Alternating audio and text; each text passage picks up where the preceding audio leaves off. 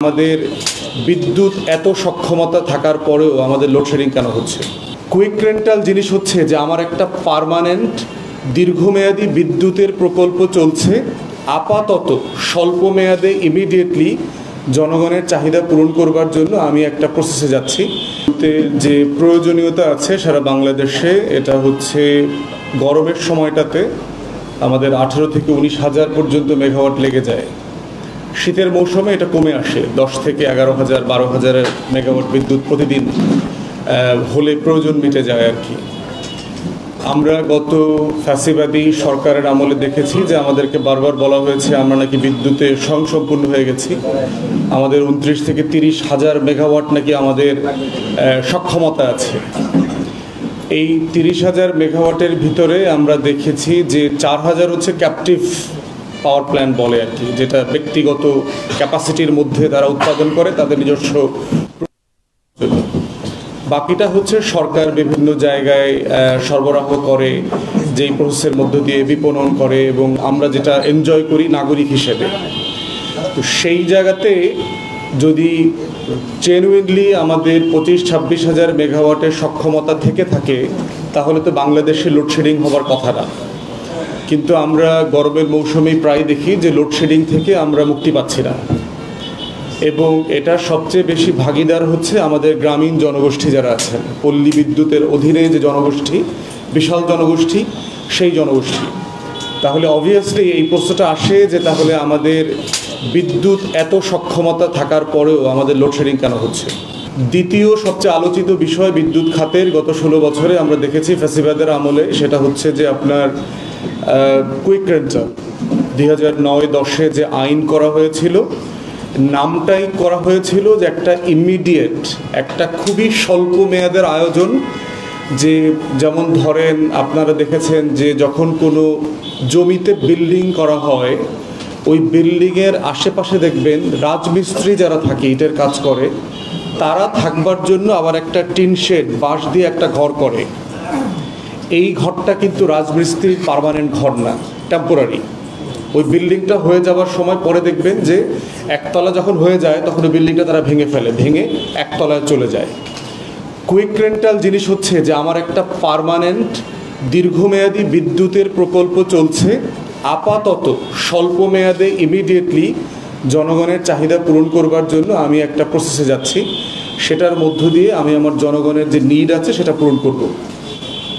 কিন্তু আমরা দেখলাম 2009 থেকে শুরু করে, এবং এটা যাদের হাতে হাতে খড়ি হয়েছে, বর্তমান যে জ্বালানি উপদেষ্টা আছেন উনি কিন্তু তখন জ্বালানি সচিব ছিলেন 2009-10 দিকে।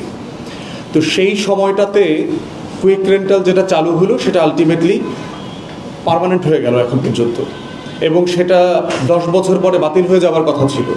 কিন্তু আমরা দেখলাম যে হাসিনা এবং তার যে গোলামরা আছে, এই যে কুইক রেন্টাল দালাল যে জনগোষ্ঠী আছে, তারা নতুন করে এইটাকে আইন এক্সটেন্ড করে পার্লামেন্টে অবৈধ সংসদে এটাকে আবার দীর্ঘমেয়াদে এক্সটেন্ড করে দিয়েছে, চুক্তি সম্প্রসারণ করে দিয়েছে।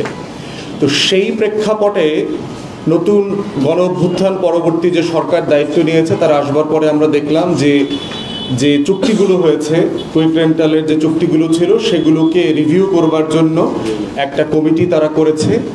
আর দ্বিতীয় আর একটা কাজ যেটা করেছে সেটা নিয়েই হচ্ছে আজকে আমাদের আলোচনা।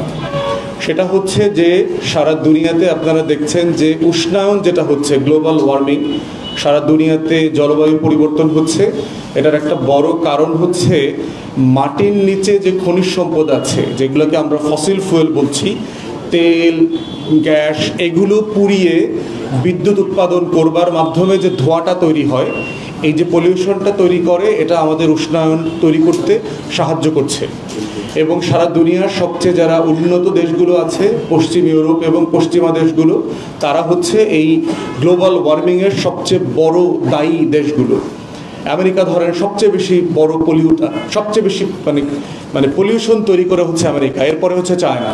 আবার অর্থনীতির জায়গাতে দেখেন দুনিয়ার সবচেয়ে বড় অর্থনীতি আমেরিকা, দ্বিতীয় হচ্ছে চায়না।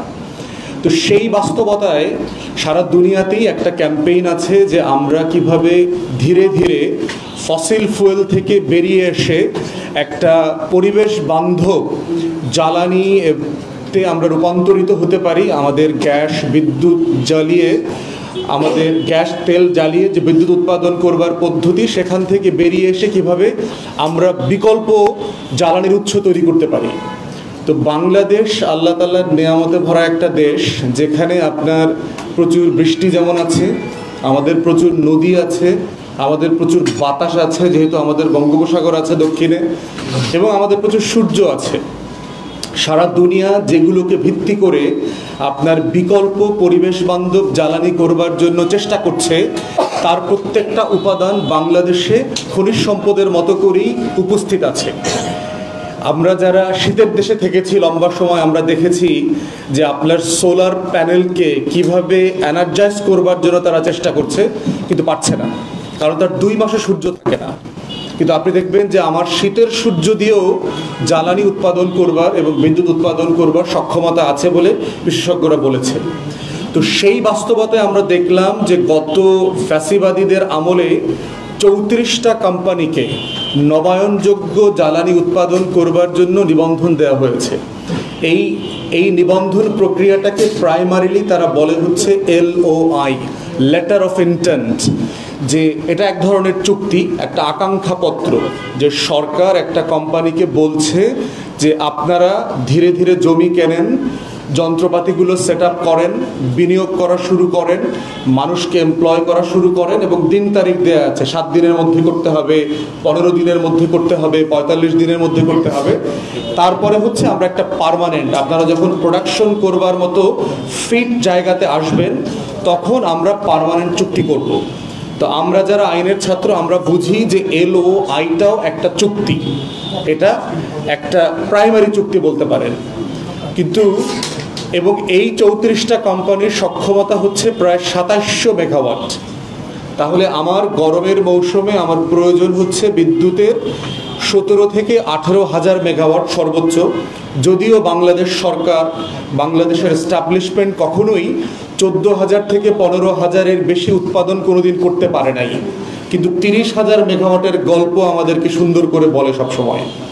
তো সেই জায়গাতে যদি দেখেন, আপনার 15,000 জেনুইন মেগাওয়াট উৎপাদন ক্যাপাসিটির বাইরে আমাদের এই নবায়নযোগ্য জ্বালানির, পরিবেশ বান্ধব জ্বালানির উৎপাদন ক্যাপাসিটি তৈরি হচ্ছে প্রায় 2700 মেগাওয়াটের, এবং যেটার জন্য আপনার তেল পুড়তে হবে না, গ্যাস পুড়তে হবে না, ডিজেল পুড়তে হবে না। আপনি এটা বাংলাদেশের আলো বাতাস দিয়ে করবেন, সূর্য দিয়ে করবেন, পানি দিয়ে করবেন। তো সেই রকম একটা বিদ্যুৎ খাতে আমরা দেখেছি এই সরকার আসার পরে জ্বালানি উপদেষ্টা এই কাজগুলোকে স্থগিত করে দিয়েছে। 34টা কোম্পানির অলমোস্ট প্রায় প্রতিটা কোম্পানি হচ্ছে বিদেশি কোম্পানি।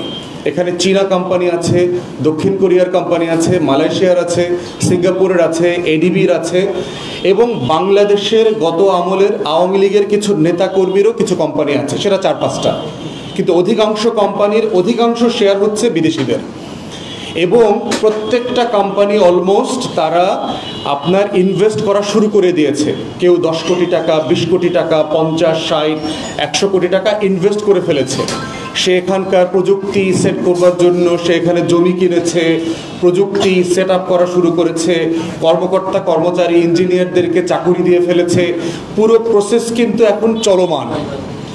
সেই রকম একটা চলমান পরিবেশ বান্ধব প্রকল্প গত কয়েক মাস আগে আমরা দেখলাম গণ অভ্যুত্থান পরবর্তী সরকার, পার্টিকুলারলি জ্বালানি উপদেষ্টা, সবার কাজকে সাসপেন্ড করে দিল, স্থগিত করে দিল, কোনো কারণ ছাড়া, কোনো কারণ বলা হয়নি।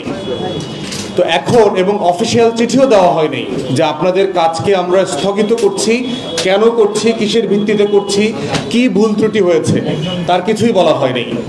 তো সেই প্রেক্ষিতে হচ্ছে যে আমরা বোধ করছি যে বাংলাদেশে বিদেশি বিনিয়োগ এবং বাংলাদেশের মর্যাদা ধরে রাখবার প্রশ্নে এই বিষয়টা জাতির কাছে আমাদের কথা বলা দরকার এবং আপনাদের অ্যাটেনশনে আনা দরকার। আমরা বোধ করছি যে এই সিদ্ধান্তটা ভুল সিদ্ধান্ত অনেকগুলো কারণে।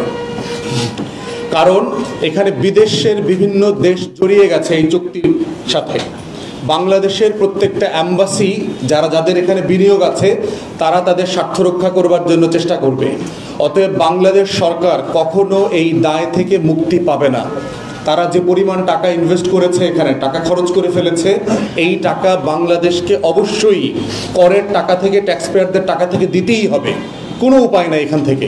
ইদার বাংলাদেশি আদালতে মামলা করে তারা টাকা নেবে, তা না হলে সিঙ্গাপুর থেকে শুরু করে পশ্চিমা দেশগুলোতে অথবা যার যার দেশের বিনিয়োগ সেখানে বাংলাদেশের বিপক্ষে মামলা করে তারা এই টাকাটা আদায় করবে। এটার মাধ্যমে যেটা হচ্ছে, যারা বাংলাদেশে বিদেশি বিনিয়োগ করতে চান তারা বাংলাদেশে বিনিয়োগ করবার ব্যাপারে অনুৎসাহিত হবেন। তারা বোধ করছেন যে বাংলাদেশ বিনিয়োগের জন্য একটা ভালো দেশ না, ভালো পরিবেশ এখানে নাই।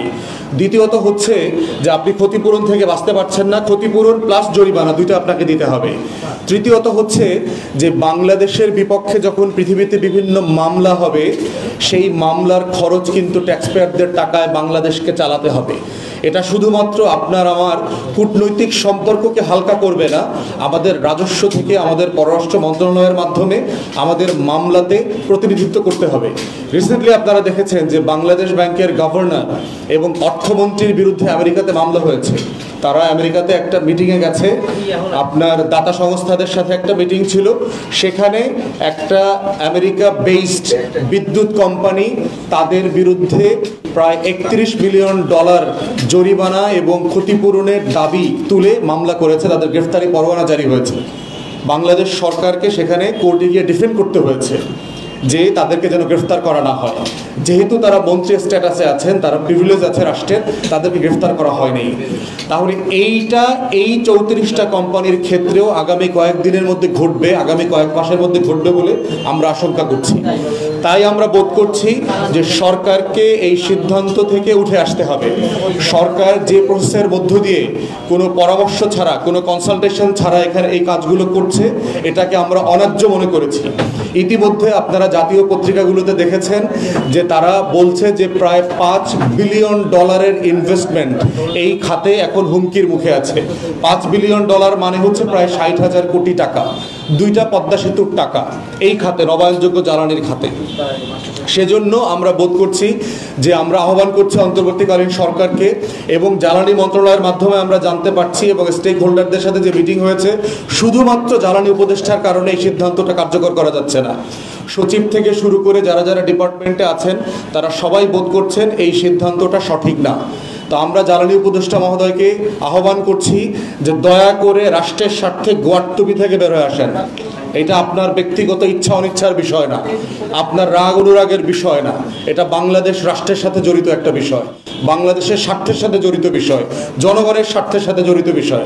যেই মুহূর্তে আমরা বলছি যে রামপাল বিদ্যুৎ কেন্দ্র বন্ধ করে দেওয়া উচিত কারণ সে কয়লা দিয়ে বিদ্যুৎ উৎপাদন করছে, সুন্দরবনের ক্ষতি করছে, যেই মুহূর্তে আমরা দাবি তুলছি যে আদানির সাথে অতি উচ্চমানের লুটপাটের বিদ্যুৎ আমদানি বন্ধ করতে হবে, আপনার বিকল্পটা কোথায়? আপনি কেন বিদেশি বিনিয়োগকে অনুৎসাহিত করছেন? এইটা কোনোভাবে ন্যায্য হইতে পারে না। তো সেই প্রেক্ষাপটে এবি পার্টির পক্ষ থেকে আমরা আজকে 10 দফা দাবি আমরা সরকারের কাছে তুলে ধরছি যে তাদেরকে ইমিডিয়েটলি এই কাজগুলো করতে হবে, তা না হলে বাংলাদেশ রাষ্ট্র ব্যাপকভাবে ক্ষতিগ্রস্ত হবে বলে আমরা বোধ করছি। সেখানে আমাদের প্রথম দাবি হচ্ছে যে এই যে লেটার অফ ইন্টেন্টের মাধ্যমে যে কাজগুলো করা হয়েছে তার প্রত্যেকটাকে আপনার কাজ শুরু করবার অনুমতি দিতে হবে ইমিডিয়েটলি।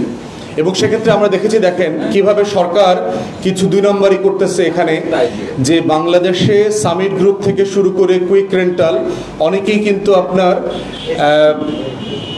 এই কুইক রেন্টালের যে দুর্নীতি, এই দুর্নীতিতে জড়িয়ে আছে। Billions of dollar quick rental capacity তারা লুটপাট করেছে। সামিট গ্রুপের ব্যাপারে তদন্ত চলছে, ইউনাইটেড গ্রুপের ব্যাপারে তদন্ত চলছে না কেন? তাহলে একই অপরাধ করবার কারণে কারো কারো ব্যাপারে আপনি জবাবদিহিতা দাবি করছেন, কারো কারো ব্যাপারে জবাবদিহিতা আপনি দাবি করছেন না। কিসের ভিত্তিতে করছেন না, কেন করছেন না?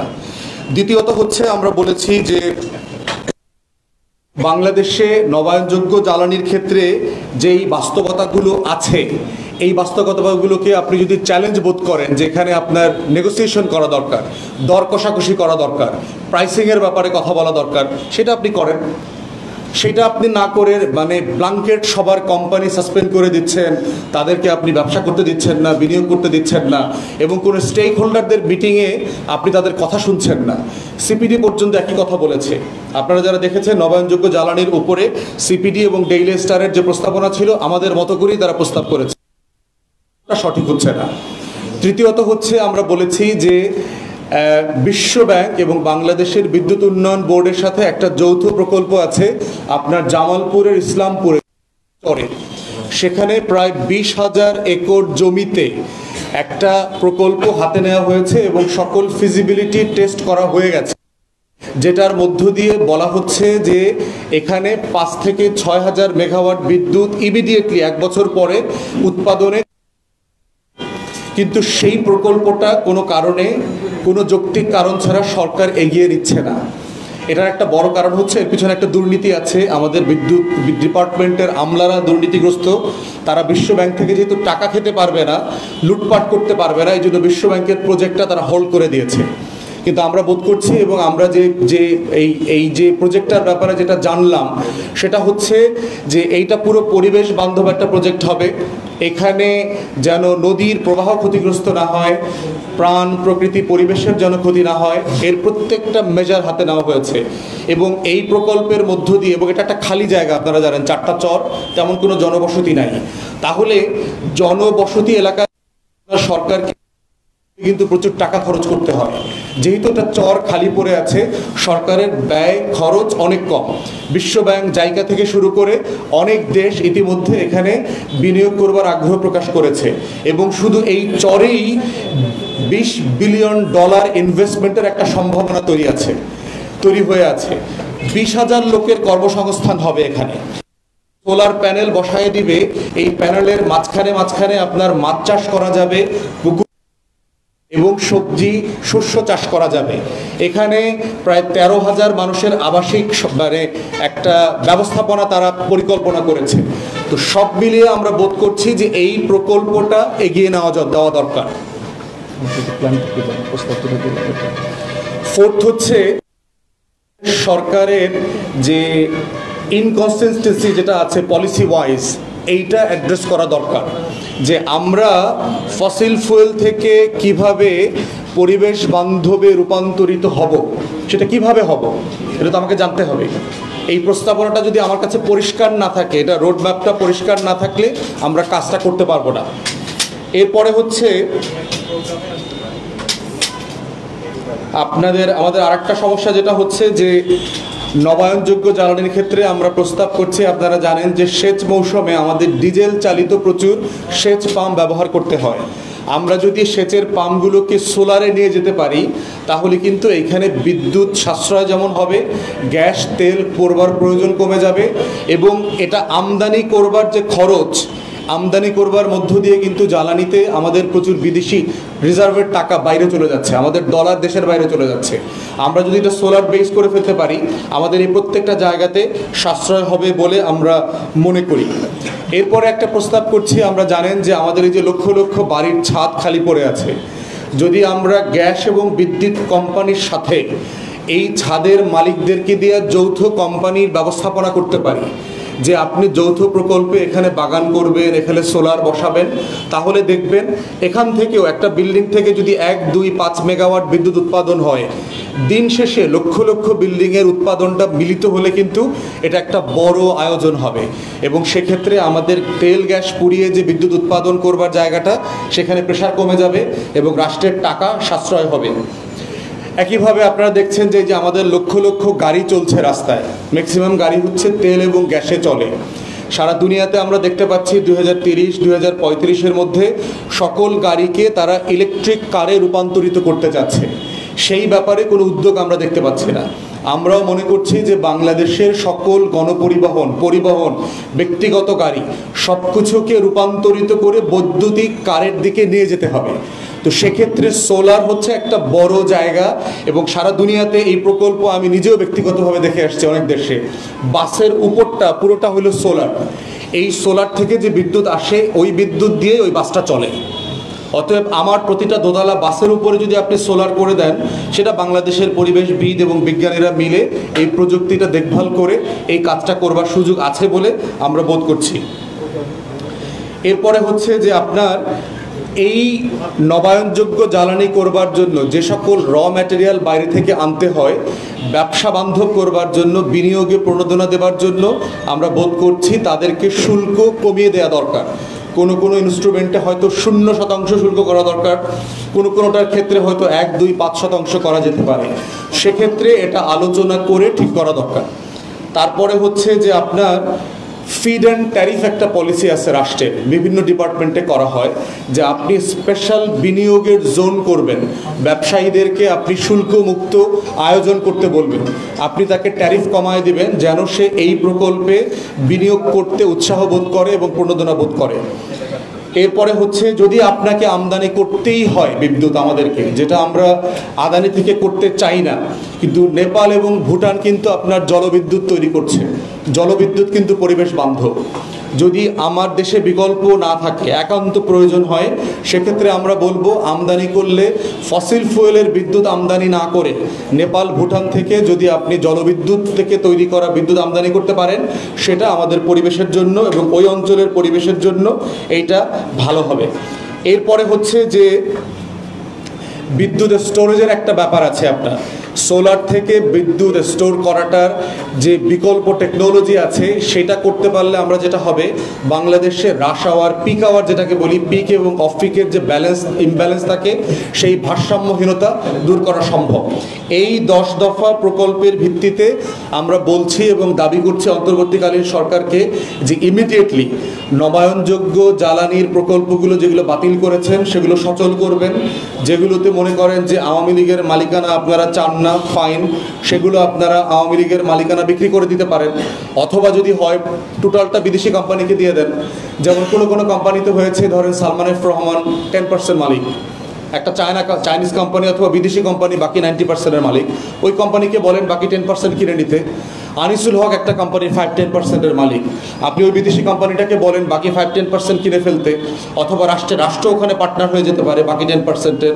এরকম আওয়ামী লীগের এমপি মন্ত্রীরা যে 4-5টা কোম্পানিতে আছে তাদেরকে আপনি মালিকানা ট্রান্সফার করেন, অথবা ওনারশিপ ট্রান্সফার করেন, অথবা পার্টনারশিপে যান। তাদের উসিলায় তাদেরকে এক্সকিউজ দিয়ে কোনোভাবে আপনার এই নবায়নযোগ্য জ্বালানি খাতকে ধসে ফেলে দেওয়ার কোনো সুযোগ হতে পারে না। এবং এই জ্বালানি খাতটা কিন্তু আপনার প্র্যাকটিক্যাল, ইমিডিয়েটলি বছরখানেকের ভিতরে তারা প্রোডাকশনে আসতে পারবে। তাহলে তাদের কার্যক্রম যদি আপনি বন্ধ করে দেন, আপনি 1 বছর পরে তো আপনি যে ক্ষতির মুখে পড়বেন আমাদের চাহিদার অ্যাগেনস্টে, সেটা তো আমরা অন্য কোনো সোর্স থেকে মেটাতে পারবো না। কারণ ইতিমধ্যে আপনারা জানেন যে বিল পেমেন্ট না করার কারণে আদানি কিন্তু 1000 মেগাওয়াট আমাদেরকে এখন রপ্তানি করছে না। তাহলে এইভাবে কয়লা আমদানির অভাবের কারণে, বিভিন্ন সমস্যার কারণে আমাদের রামপাল বন্ধ থাকছে একটা প্ল্যান্ট, পায়রা বন্ধ থাকছে 1-2টা প্ল্যান্ট, এর মাধ্যমে কিন্তু আমাদের প্রোডাকশন ক্ষতিগ্রস্ত হচ্ছে। কিন্তু আমরা যদি নবায়নযোগ্যতে চলে যাই, সেখানে সারা দুনিয়ার কারো উপরে আমাদের ডিপেন্ডেন্সি নাই। আমার দেশের সূর্য, আমার দেশের বাতাস, আমার দেশের পানি, আমার দেশের সৌর, সব কিছু দিয়েই আমার এটা চলবে। আমার বিদেশে টাকা পাচার হবে না, বরং বিদেশ থেকে বিলিয়নস অফ ডলার বাংলাদেশে আসবে, হাজার হাজার মানুষের কর্মসংস্থান হবে। আর একটা আশঙ্কার কথা বলে শেষ করছি, যে এর ভিতরে একটা ষড়যন্ত্রের গন্ধ পাচ্ছি, সেটা হচ্ছে যে আপনার এই নবায়নযোগ্য জ্বালানিগুলোকে বন্ধ করে দিয়ে যে সংকটটা তৈরি হবে, এরপরে কুইক রেন্টালের উপরে কিন্তু আবার আমাদের ডিপেন্ডেন্সি বাড়বে। কারণ চাহিদার অ্যাগেনস্টে যখন আমরা বিদ্যুৎ উৎপাদন করতে পারবো না বিকল্প খাত থেকে, তখন কিন্তু আবার দেশবাসীর প্রেসারে কুইক রেন্টালের দিকে যেতে হবে, আবার লুটপাট, আবার ক্যাপাসিটি চার্জ, এইরকম কোনো ষড়যন্ত্রের দিকে, আননেসেসারি সাবোটাজের দিকে দেশকে ফেলে দেবেন না। তাই জ্বালানি উপদেষ্টা এবং অন্তর্বর্তীকালীন সরকারকে আহ্বান করছি, please come back to your senses. দয়া করে এগুলোকে রিওপেন করেন, দেশের স্বার্থে, মানুষের স্বার্থে, স্টেক হোল্ডারদের সাথে এটা করেন। এবং এটার খরচ কিন্তু ইউনিট প্রতি অনেক কম, 10 টাকার নিচে, যেখানে আপনারা জানেন যে অন্যান্য ফসিল ফুয়েলের প্রোডাকশন কস্ট কিন্তু আমাদের 18 টাকা, 20 টাকা, 23 টাকা যাচ্ছে, তাই মানে খরচ আপনার কুইক রেন্টালে হয়েছে এবং দেশের টাকা লুটপাট হয়েছে। এটা যদি নেগোশিয়েট করা লাগে আবার করেন, কিন্তু নবায়নযোগ্য জ্বালানি আমাদের প্রাণ, প্রকৃতি, পরিবেশ এবং আমাদের টাকা, দেশের টাকা দেশে রাখবার একমাত্র উপায়। অতএব সেটার ব্যাপারে কোনো রকম ধানাই ফানাই না করে আল্লাহর ওয়াস্তে এই কাজগুলোকে ইমিডিয়েটলি স্টার্ট করবার ব্যবস্থা করেন। তাদের যে স্টেক হোল্ডার আছে, নবায়নযোগ্য জ্বালানির যে সমিতি আছে, এই ব্যবসায়ীদের সাথে বসেন, বিদেশি বিনিয়োগকারীদের সাথে বসেন, তাদেরকে আস্থায় ফিরায় নিয়ে আসেন, যেন তারা আরও বিনিয়োগ বাংলাদেশে ফিরায় নিয়ে আসে। এটাই হচ্ছে আগামী দিনের বাংলাদেশের বিদ্যুৎ জ্বালানি খাতের ভবিষ্যৎ। আমার বক্তব্য এখানে শেষ করছি। আপনাদের যদি কারো কোনো প্রশ্ন থাকে দয়া করে করবেন।